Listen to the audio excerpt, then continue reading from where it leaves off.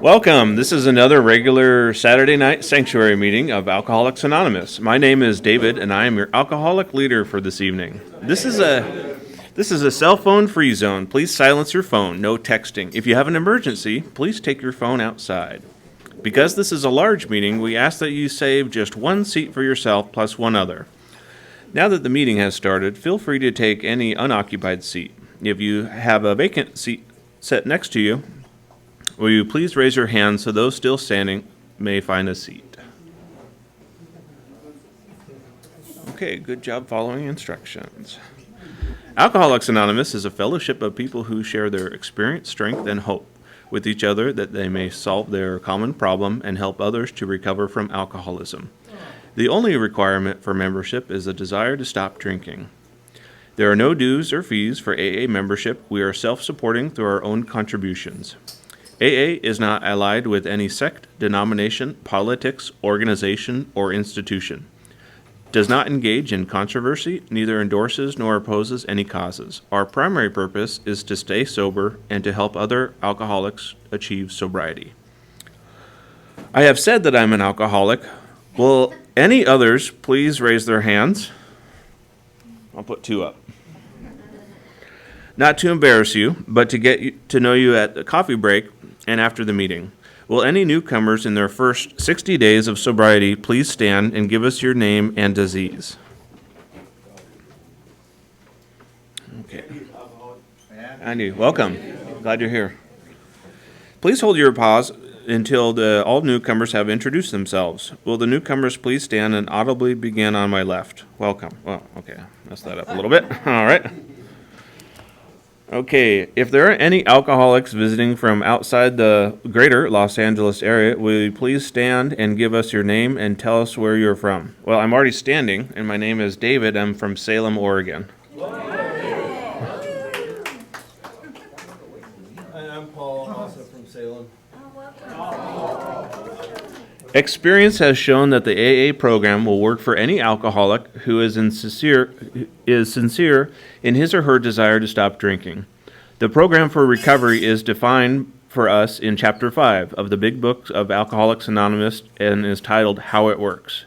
Tonight, I have asked Kurt to read that portion of Chapter 5, which contains our 12 steps to recovery.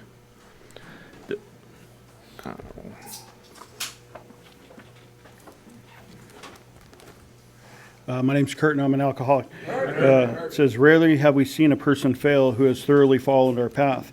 Those who do not recover are people who cannot or will not completely give themselves to this simple program.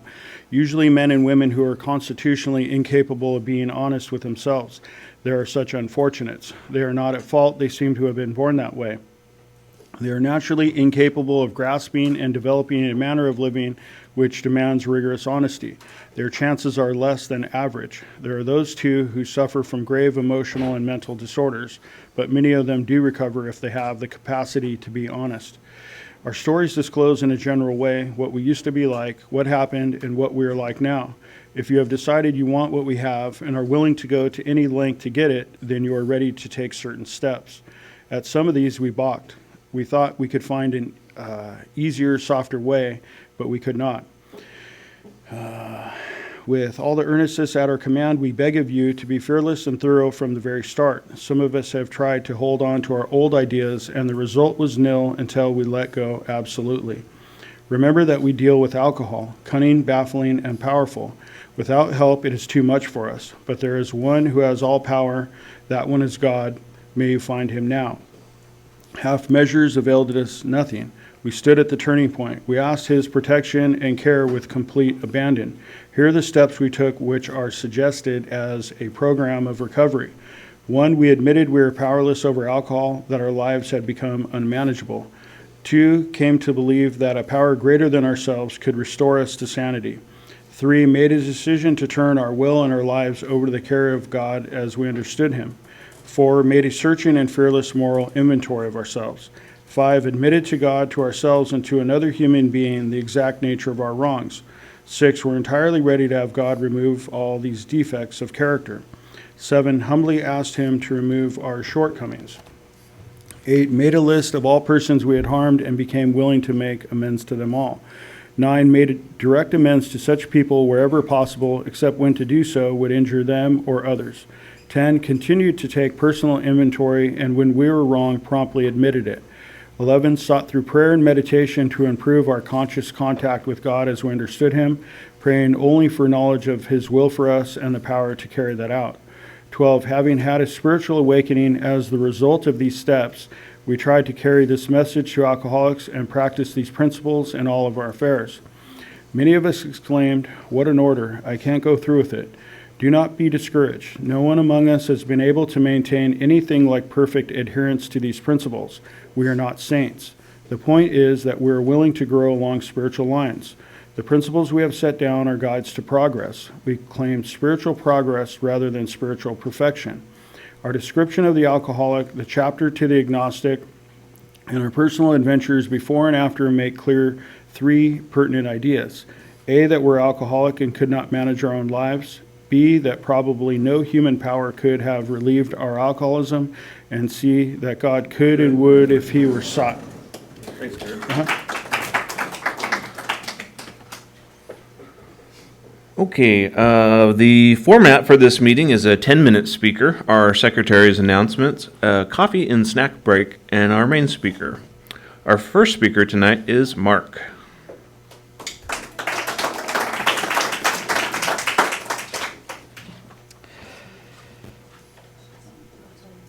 Hi, my name's Mark. I'm an alcoholic. I'm trying to set a timer here so I don't go on and on and on. Thanks for having me at your meeting. First time I've actually been to a meeting of Alcoholics Anonymous in Manhattan Beach. I got sober in Los Angeles, which isn't that far away. But I'm originally from New Orleans, and my sobriety journey started. I was home for Christmas in 2008, and some friends had an intervention for me on December 29th. Now, I, at the time, was maintaining that, look, it's Christmas, it's New Orleans, I'm just having a good old time here. And they were like, yeah, it's a little more than that. And I was 32 years old, and I promised to go to 90 meetings in 90 days. And I say the singular miracle of my life is that I flew to LA the next day and went to my first meeting of Alcoholics Anonymous and have been sober ever since. And I was not looking for sobriety at the time, or at least not consciously. I'll go back a little bit. From New Orleans, we like to drink. We know how to drink. We know how to have a good time. And my dad was an alcoholic, so I was kind of resentful towards alcohol and on guard. Because when I started drinking, I was aware that there was this kind of risk factor, and I was not going to let that happen to me. And you know what happened when I drank was nothing so dramatic. Some people I've heard, say it's kind of like exhaling for the first time, but for me it was just kind of like it was more subtle than that. Very quickly, I had this kind of mindset, which was, why wouldn't you do this? It's like it simply makes everything better, and in a harmless way. I cannot come up with a good reason not to do this, and that happened so swiftly. I mean, the first time I had a beer, I don't think that's what happened, but I started drinking when I was 14. Actually, I was living in Holland at the time, and I started going to bars with friends after school. It was fine, legal, and then my 15th birthday, I got so drunk that I passed out and puked on myself while I was passed out, and I knew that could kill you, and it happened again a few months later, and so I started, as one would, before passing out, inducing vomiting. And I will say this: if you are 15 years old and relatively new to drinking, and your response to not wanting to drown in your own vomit is to induce vomiting before you pass out, you might have a problem with alcohol. And of course, nothing could have seemed further from the truth at that time.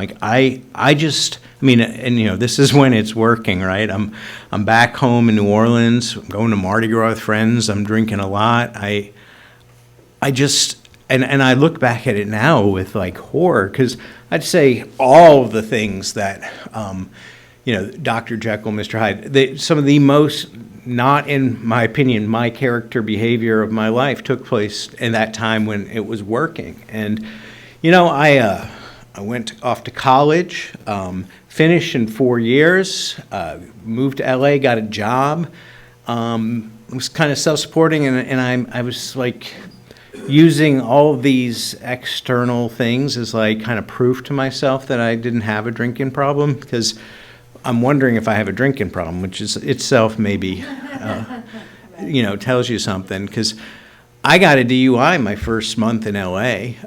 Now in New Orleans, they more or less want you to have a cocktail while you take the test, but like here they run a tighter ship, and I deserved that DUI. I was driving down Wilshire Boulevard from this dive bar and just like swerved. I was trying to punch someone in the back seat, and like, because he was punching me, and it was just like, so I got sentenced to some meetings, and I remember like thinking, this is great, you people are great, and I'm so glad that this isn't my issue.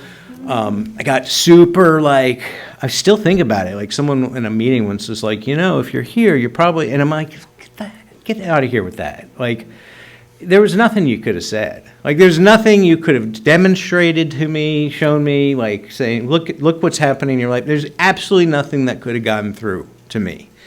And,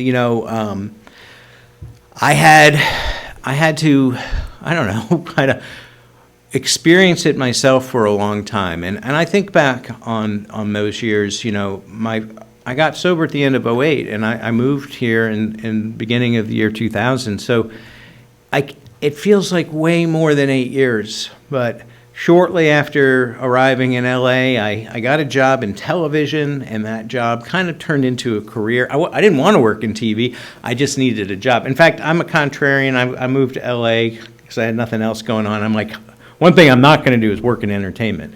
But fast forward a few months, I need a job. So I got a job as a PA, and I now realize like people will murder for a PA job. But like I got lucky, and the company I worked for turned into this like huge success. Like, and I was there right at the beginning, and so I got a career out of it. And I don't know about you, but in the entertainment business in LA, like 24 or 5 years ago, there's this availability of this drug called cocaine, which I find that I like to, like, if I'm passing out at a bar stool at like Thursday night, and it's just a whole bunch of like old men in the bar, and like there's really not, like, I don't want that to end, and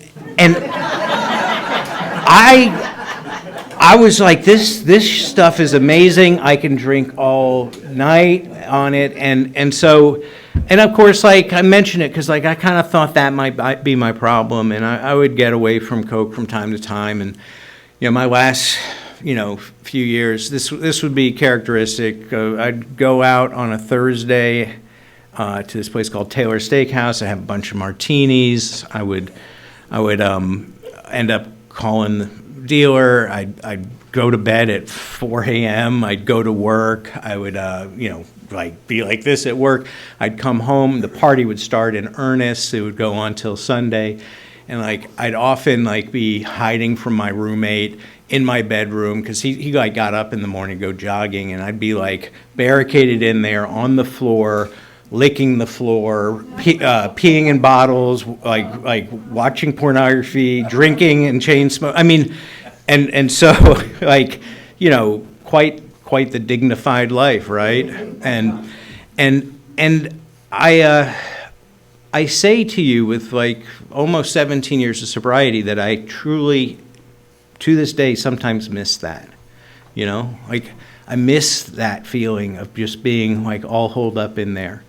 And, I also, the other thing, I would like wedge myself under my dresser, which I don't even know why, but, and so I know why I miss this, because in a certain sense it worked. Like, it worked to create this oblivion, and I'm going to kind of get in front of all this. Like, I didn't know what alcoholism was when I got here, but I did like feel pretty beat up, and I was tired of it all, and I was willing to try something else, even though there was no way it could possibly work for me. And I had that "it's no way it could possibly work for me" attitude for a long time, a decade, and yet it worked for me. And I think what it was is about 2 or 3 weeks into going to meetings and doing my 90 and 90, I had this like feeling, this idea, like maybe I don't have to go back to living like that. And it was probably the first time I had had like an optimistic or hopeful thought in 20 years or something. And I was able to turn that into like a life where like AA is like the most like important thing in my life. A life where I truly believe if I put anything in front of AA, I will lose that thing.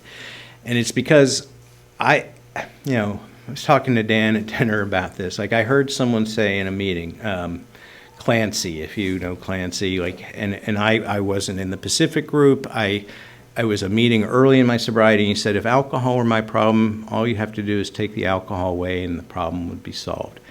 And I hadn't ever heard anyone say it that way. And I now know, and you've heard plenty of people talk about, thinking and perception and like how I see the world, but I couldn't put it together that alcohol was doing something for me that I didn't even know I needed done. And when it started doing it for me, I lost the ability to think of a world without it. I could not imagine living without it. I didn't have that. I didn't have the capacity to see that. And I just to say, like, I hope, like, if you are struggling or new, that you can find the same thing. Like, AA's been the answer for me. I haven't had to have a drink since December 30th, 2008. And again, thanks for having me. That's it.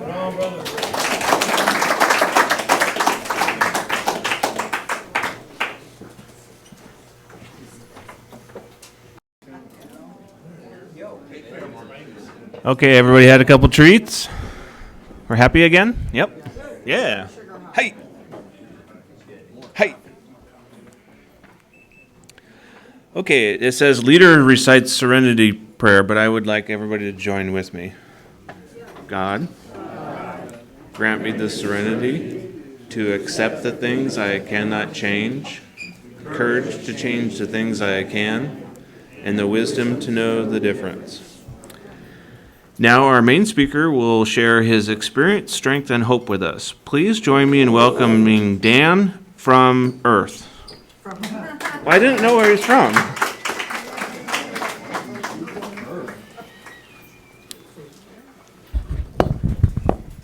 Dan from Palm Springs and Los Angeles. I go back and forth. Alcoholic, the most important part. Dan, alcoholic. I want to thank my friend Sil for asking me to speak. Always an honor and a privilege to be asked to share. And it's nice to be here. I want to thank my friend Mark for being my 10 minutes guy and coming all this way.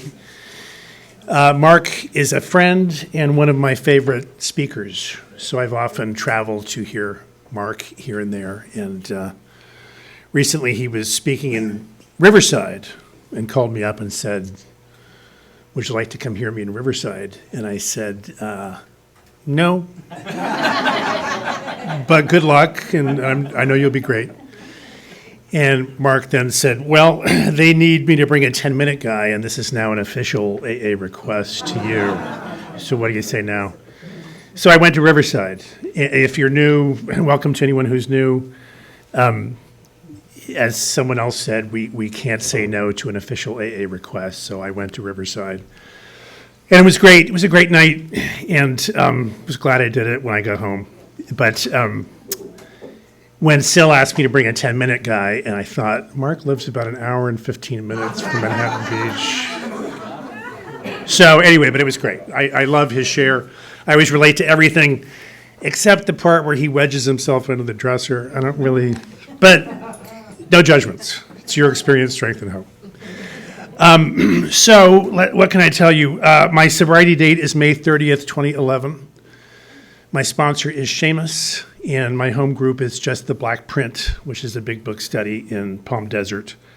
And we go through the first 164 pages of the big book and Dr. Bob's Nightmare. And then when that's done, we go back and we start over again. It's a lot more fun than it sounds, I promise. But I in this sobriety, I've gotten a lot out of our literature. So I love to be in the book and the 12 and 12. What else can I tell you right off the bat? I grew up in Manhattan Beach, so I lived here till I was 14, and then we left. And but this is where my tragic childhood took place, and so it's very interesting always to be back here, and it's a pleasure to be here. I am 62, so I was born here in 1963, and typical little American middle-class family of that time. Dad was an aerospace engineer at TRW, which is now Northrop Grumman. Mom was a housewife. They had 2 kids, ages 9 and 10, and into this idyllic little family came me. And I always had the sense, the unspoken sense, that I was maybe not the most welcome arrival, and it was just something in the air, and that it was all my fault. And that was just the sense I had as from my earliest memory. I seem to have been born restless, irritable, and discontented. I still have my baby picture from those days, and I find it sometimes when I'm going through old pictures. And this is the birth announcement for little Danny Staley in 1963. And I look at the picture of the newborn, and I can recognize the expression on the baby's face. I think I've seen it in mirrors and reflections a lot. And the expression seems to be saying, this is not going well. Someone get me out of here. I didn't sign up for this. Where's the exit? That kind of vibe. And so I was just sort of born restless, irritable, discontented. I was literally uncomfortable in my own skin. Manhattan Beach is a town with beautiful surfers, and I had these terrible skin problems, eczema and dermatitis and asthma. So everybody else is at the beach and surfing, and I'm scratching and wheezing, and I needed a drink, is what I'm trying to say. And one of the interesting things, I was looking at the tower of the church, which the American Martyrs Catholic Church, that seemed to loom over my childhood. It's a beautiful tower, and that's one of my earliest memories, seeing that. And I didn't know what any of the words meant. I knew what the word American meant, but I didn't know what a martyr was, or a Catholic, or a church. I did not have any church background growing up. Important to note that as part of my spiritual journey. My parents were I guess you could call them atheists, but really they just bristled with antagonism at the whole notion of organized religion. And I was taught from an early age that religion, the idea of God, is for weak people. There's no such thing as the sky wizard. I remember being told that. It's for weak, uneducated people like your grandparents, they would tell me. And I remember so desperate for approval, I remember joining in on the mockery and saying, Grandma and Grandpa are stupid, and they believe in God, ha, ha, ha. But even as a child, I remember the thought that went with that was, Grandma and Grandpa are the only people in this family who are nice to me. So maybe there's something to this notion. But I filed it away. And so with all these issues, I needed, like I said, I needed a drink. I needed an escape from reality. I was just full of self-centered fear, is the way I would put it, from an early age. And I think you have to have a slightly larger social circle than the one I had as a kid to get a drink at a young age. So I never got a drink in Manhattan Beach. But what I did, my first escape from reality was the Manhattan Beach Public Library. And I was a reader. And I was that weird kid who locked himself away in the library and read, and that was my escape. And even I love libraries. It sounds kind of sad, but the truth is I loved it. And even now, as a as an adult, if I walk back into a library and feel that hush and just the only sound is the buzzing of the fluorescent lights and the slight smell of dust from all those books, I have that sense of, I'm good. I'm in my good place. Same feeling I would get from the first drink years later. The first drink. Things changed after that. But that sense of relief. And so that's why it seems like it was an escape. So, when you grow up in the library, you get to be a pretty good student. I went to an Ivy League school. And when I got there, I had all the familiar feelings from my youth. I mean, you'd think that would be a happy ending. It was a big successful moment, but I got there and had that sense of like, I don't fit in. This is not for me. I'm a boob from the Southern California sticks. Everybody else here is a Kennedy and a Rockefeller, and who am I? Those were the things I was feeling. Just that usual profound toxic mix of insecurity and low self-esteem. And I saw a little ad for the Wine Tasting Society one night, and I thought, this could be a good idea. Maybe people who deserve to be in the Ivy League can talk about their fine wines or something, and this will be a good idea for me. And so I went to the wine tasting, and I loved it. I loved it from the moment I tasted that stuff. And I don't know if any of you fancied yourself wine people, but the structure of a wine tasting is you're supposed to take a sip, clear the palate with a cracker, put that aside, take another sip, put it aside, and I didn't do any of that. I just drank everything I could. I loved both I did love the taste, but I loved the way it made me feel. Men and women drink primarily for the effect produced by alcohol, and I loved how I felt. And I got very drunk very fast, and the professor running the thing looked over at me at some point and did a double take and said, "Mr. Staley, we sip the fine wines. We sip them." And I remember saying, yeah, I got it. But I never did. I never did get the concept of sip. It didn't make sense. So I kind of made a fool of myself that night. It was an embarrassing experience, and I wanted to do it again the next night. It got me right from the beginning. I drank the next night, and I drank every night for the next 20 years. I only drank at night. Someone had told me that alcoholics drink during the day. So I never drank during the day because I didn't want to be an alcoholic. But I drank every night. And I didn't understand. It's kind of like what Mark was saying. I didn't get why you wouldn't do that. It just seemed normal. And when I first got to AA years later, I was very confused when I would hear, it seems like early on I was always hearing speakers saying things like, well, as bad as it was, at least I never drank every night, not till the very end. And I would think, why didn't you? Why wouldn't you do this every night? I didn't get it. And it seemed like I was a kind of like a functional or controlled alcoholic for most of that time. There was something off about the drinking in the sense that I had to do it every night, but it didn't get me into too many scrapes for a long time. There were consequences always. The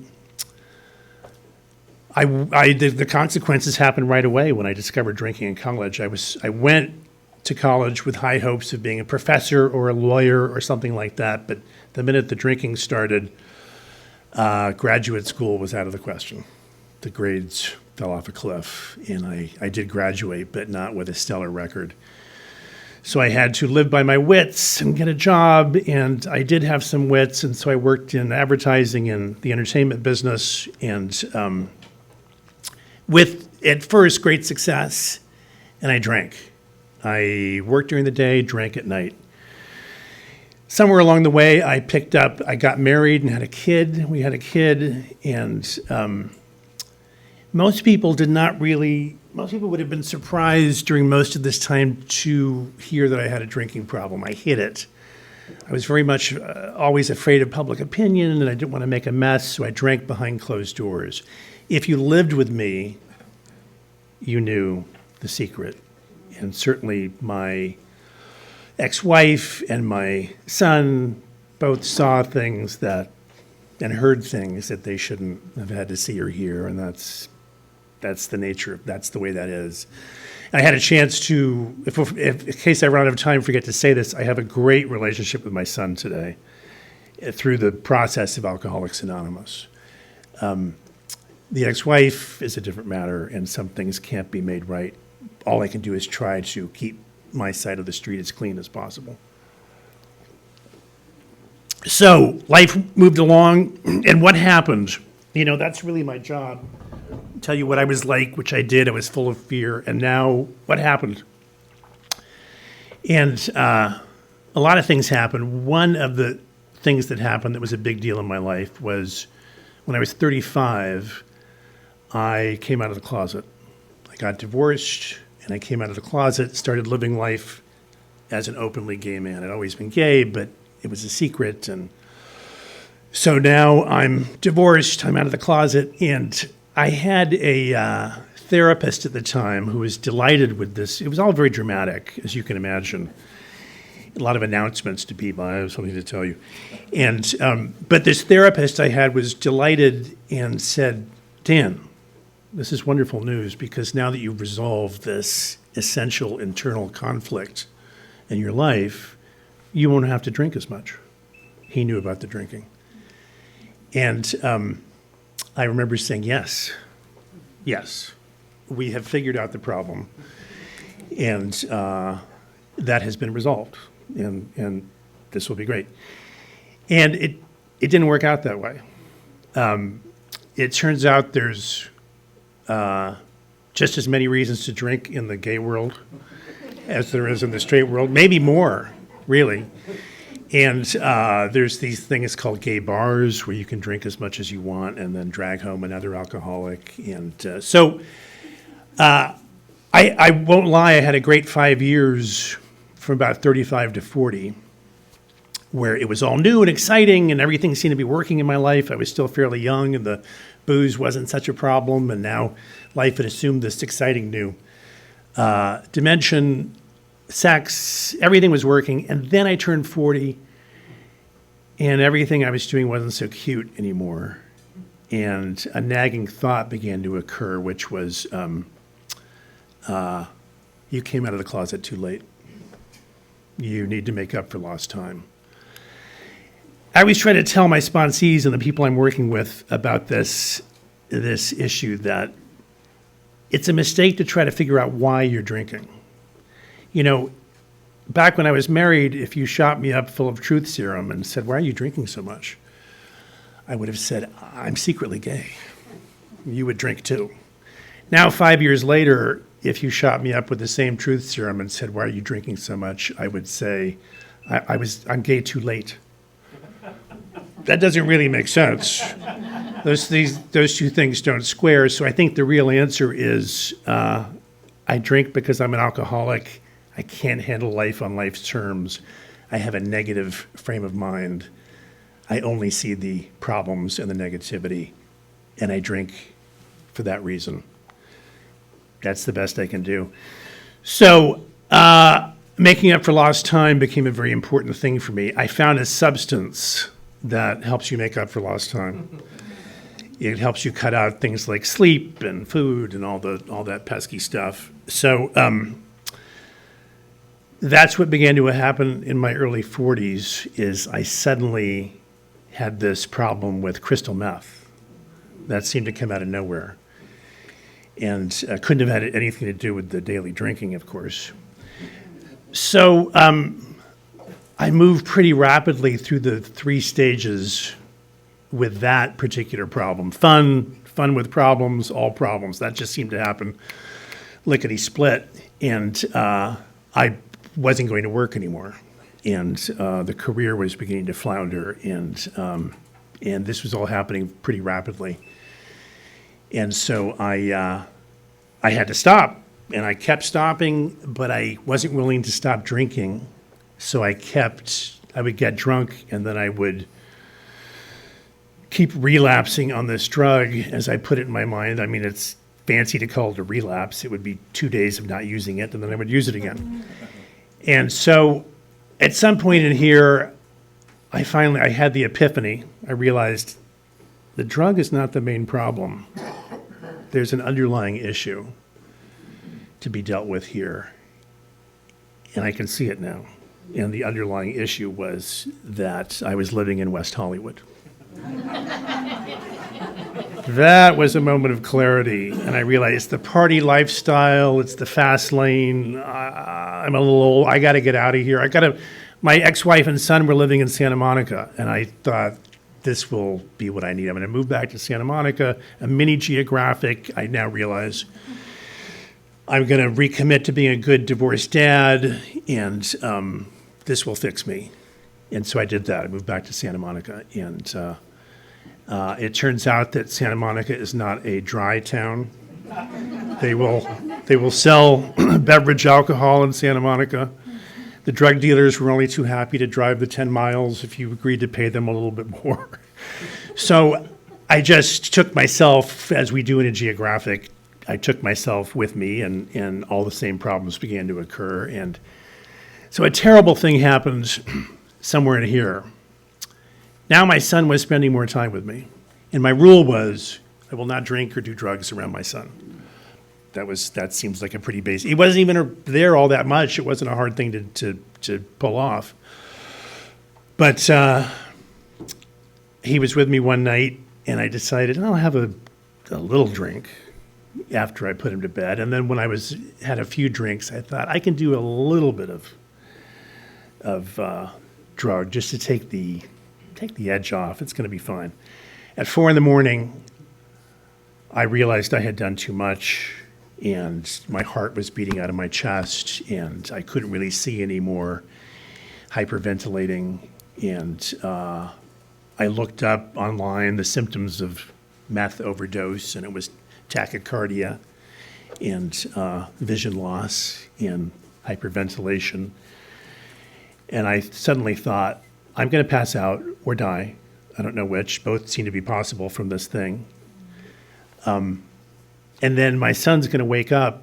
It's 5 a.m. He's going to wake up in a couple of hours and try to find me, and then he's going to find my unconscious or lifeless body in here and with the scene. And it was a bad moment, and I got through it with somehow or other, in my non-religious way, I had picked up the Lord's Prayer. I don't know when or where, but I said that 100 times in a row. And then booze saved me too. I drank just enough vodka to calm myself down somewhat, get a little bit sloshed. And then I drank just enough coffee to bring me up and let me drive him to school, dropped him off, and thought, good job, Dad. So my job here is done. So after that, I really thought, this is it. I must stop this. But I wasn't willing to stop the drinking. And in this period of time, I began to be regularly visited by what the book calls the hideous four horsemen. Frustration, bewilderment, terror, and despair. And at the advice of my physician and my therapist, I entered Alcoholics Anonymous for the first time in 2007. And I regret to announce that Drunkalog is not over, but I'll make it faster. But so I will just tell you what I did wrong with that first sobriety. And it had to do with this question of God and my prejudice against religion. I knew nothing about AA when I got here, but I didn't know anything about it. I assumed it was going to be like Weight Watchers, where we all just meet once a week and talk about our drinking adventures. And so I read the steps on the wall, and the first step, that we were powerless over alcohol, our lives have become unmanageable. It seemed like a wordy way of saying you shouldn't drink, but all right, I accepted it. Step 2, came to believe that a power greater than ourselves could restore us to sanity, and I thought, that sounds like a euphemism for God. Then in step 3, they just come out and say it, and then it's God, God, God all the way through, and I thought, oh, it's religious. I'm a rational person. That's how I was raised. I don't believe this. So I vowed to just not deal with that part of the program, which is the program, the steps and the book. And I was just going to not drink and go to meetings. And that was what I did for 3 years. And the good news is that that approach does work wonders. Physical sobriety is an incredible thing, you know, and so my health returned and my sanity returned, and somehow or other even my career, which had really been on the skids, returned, and I was healthy and productive and a solid citizen once again, and but I was not doing the work that we do around here, and I was not changing on the inside, and I failed to understand steps 1 and 2 in their entirety. That's what I would say my failure was, if that helps anyone who's new. They're very important. They're all important, but those are really important. And I thought step 1 was just don't drink. Don't drink, no matter what. That's what I heard in the rooms, most of the rooms. And that's what I did. At the 3-year mark, what started to happen to me, and I didn't know it was happening, was that the mental obsession began to work its magic on me, and I began to hear a very persuasive voice in my head, and the voice said things like, Dan, let's have a conversation. You had a drug problem. It was a mistake to try drugs in your 40s. You shouldn't have done that. That's over. That's 3 years ago. And you've learned your lesson. But now you can't have a glass of Merlot for the rest of your life. Something's wrong with this picture. That voice began to get louder and louder, and I didn't just want to leave the program because I was kind of in it by now. I knew a lot of people, so I began to kind of voice this idea to people that I basically hear as a case of mistaken identity. It's been great. I've learned a lot, but I don't really belong here. And most people were very kind. You hit most people in AA with that thought, and they'll just say, oh, honey, please stay. Don't hurt yourself, that kind of thing. And finally, I talked to someone who wasn't so nice. And this is Sill's sponsor, the notorious Ginny P, as I call her. And Ginny listened to the nonsense I was spewing. And then she said, well, if you don't think you're a real alcoholic, you should try some controlled drinking. It says to do so in the Big Book, little known fact, and in the 12 and 12. So I did something that night I had never done before, which was open the Big Book. And I went to the page she had highlighted, which was 31, I believe. And it says this: we do not like to pronounce any individual as alcoholic, but you can quickly diagnose yourself. Step over to the nearest bar room and try some controlled drinking. Try to drink and stop abruptly. Try it more than once. It will not take long for you to decide if you're honest with yourself about it. It may be worth a bad case of jitters to get a full knowledge of your condition. This is what we Big Book thumpers call the drinking experiment. And I took it. And I will never forget, I went to Ralph's. I bought a bottle of my favorite wine from the old days, La Crema Chardonnay. And I brought it back to the condo, and I poured it and down the hatch. And I will never forget that first drink after 3 years of being dry, because as the familiar warmth began to permeate my system, I said, and I was alone, of course, I always mostly drink alone, and I was alone at that point. And what I said out loud was, oh, thank God. Oh, thank God. And had I worked a better program, I would have been able to know at that point that the results of the drinking experiment are in, and I'm an alcoholic.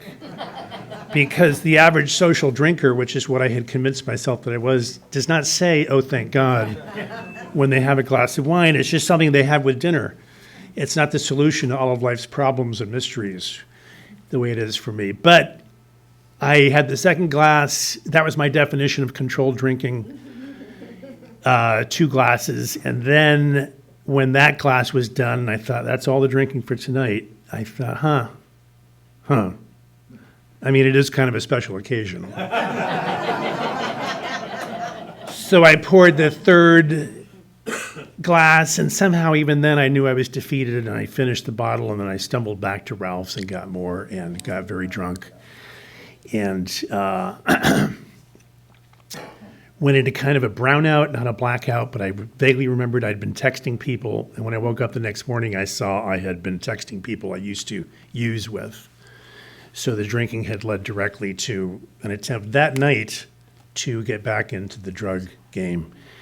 A more honest person would have come back to Alcoholics Anonymous that day or the next day, but the genie was out of the bottle, and it was on, and I was out for a year. And in that year, booze did the worst thing it ever did to me, which was it stopped working. By the end of that year, I was not getting that sense of and that relief. I wasn't feeling anything. I just couldn't seem to get mentally drunk, just physically drunk. Couldn't get high, just physically drunk. And it was very frightening, and I had reached the part that the book describes as the jumping off place where I can't imagine a life with alcohol or without alcohol. And I came back to Alcoholics Anonymous. Like I said, on May 30th, 2011, I was fortunate enough to have a very significant conversation early on. And I was, I raised my hand as a newcomer, and a guy sat down next to me, Paul B., and he said, "How you doing?" And I often think about that, because how often do I do that? Do I sit down next to the newcomer and ask him that? But he did that to me. And I said, "Well, I'm relieved to be back, but I'm a little apprehensive because I know that the program doesn't work for the long term. It only works for 2 or 3 years, and then it wears off." And he said, he had like 20 years at that point. So that's interesting.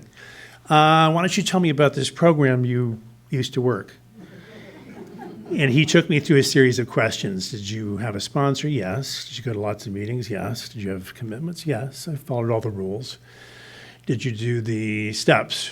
And I said, no. They did not seem to work. I thought that was old-timey religion. That's not my thing. So no. And he said, well, I have good news for you. You should not be telling people that the program doesn't work, because the reality is you never tried the program. The program of Alcoholics Anonymous is the 12 steps of Alcoholics Anonymous as outlined in the book called Alcoholics Anonymous, and period. That's the program. You were in the fellowship. That's a whole different thing. It's very important, but the fellowship and the program are 2 very different things, and we have to go to meetings.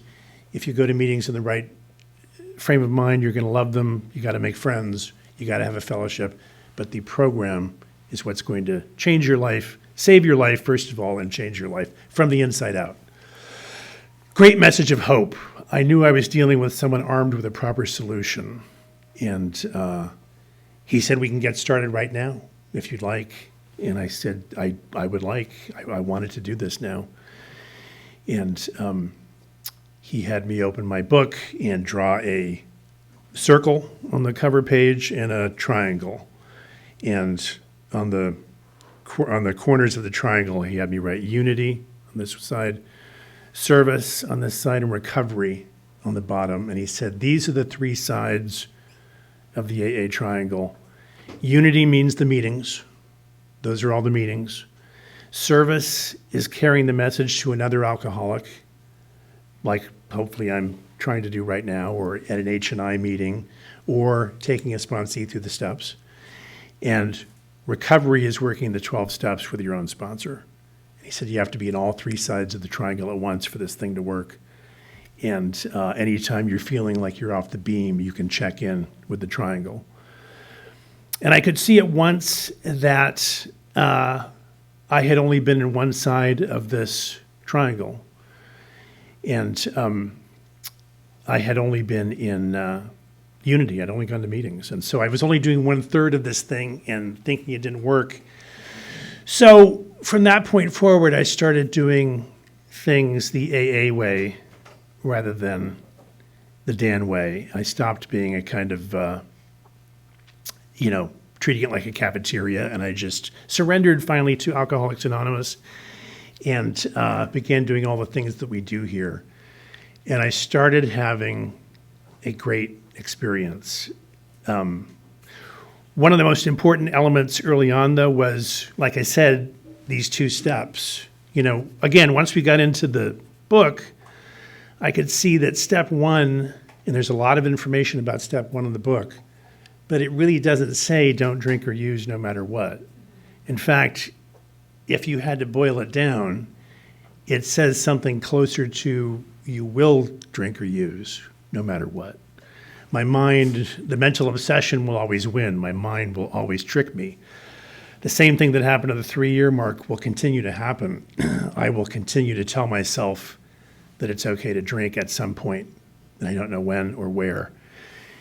When I fully kind of grasped this, I said to my sponsor, this is kind of scary. And he said, if you weren't frightened by step 1, you didn't understand it. That's the reality. So then suddenly I could see why I need a step 2. If I don't have the power to stay sober, I have to find a source of power, and it has to be a source of power greater than myself, and that's where we begin talking about this idea of God. Suddenly, that made sense. And but I still had my old prejudices and my old problems with it, and they gave me an exercise to do, which I found very helpful, and I'll tell you about it. The exercise was to go through the big book and find all the ways in which the big book talks about the higher power. They're easy to find because they're in capital letters, and they use all kinds of different language, but they capitalize it. Most of it's in chapter 4, which is the part that deals with step 2, but it's really all the way through. And so I did this exercise, and this is not the full list, but these are some of the highlights that I came up with. Power, creator, realm of spirit, spirit of the universe, all-powerful guiding creative intelligence, great reality, broad highway, presence, infinite power and love, and my favorite, friend, just friend with a capital F. And that began to work for me because it's not like an intellectual definition of this power, but when I read these 5 minutes, thank you. 10. When I read these terms, I start to get a feeling. And one of my spiritual advisors told me this is about as close as we can get to this idea of God. We can't understand it intellectually, but we can know it and feel it. And that starts to happen when I read that. And so that began a journey and helped me to do the rest of the steps, which I began to do. And step 3, the best description I heard of step 3 was from a speaker named Charlie Parker, who's passed away now, who said that basically step 3 is it's a limited partnership that we form with the higher power. And he said in a limited partnership, the rights and responsibilities of each partner are very carefully defined, so enumerated. So he said on my side of the partnership list of things is show up on time and do my best. And that's it. On God's side of the partnership responsibilities list is everything else. What happens, the outcome, the results, how I look doing it, what they think of me, do they like me, do they hate me? That's all up to God.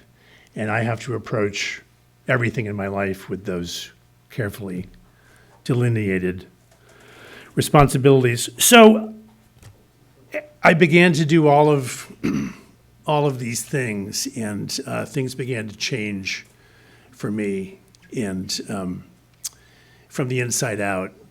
It was a slow process, but it began to happen, and I began to change. And I knew, here's how I knew something was happening to me. A few years in, maybe 3 or 4 years, I began to notice something weird was happening, which was people were smiling at me, random people on the street. And it was the strangest thing, but I'd be walking along and the passerby would smile. And it kept happening more. And so naturally, self-centered fear was my first reaction, and I thought, am I getting old? Don't you smile at the cute grandpa or something? I mean, is that what this is? And then one day, I was walking into an office building with mirrored sides so you could see your reflection, and I realized I'm smiling. That's the answer to the mystery. I'm smiling as I walk through life, and so people are seeing me and smiling back, and it's as simple as that.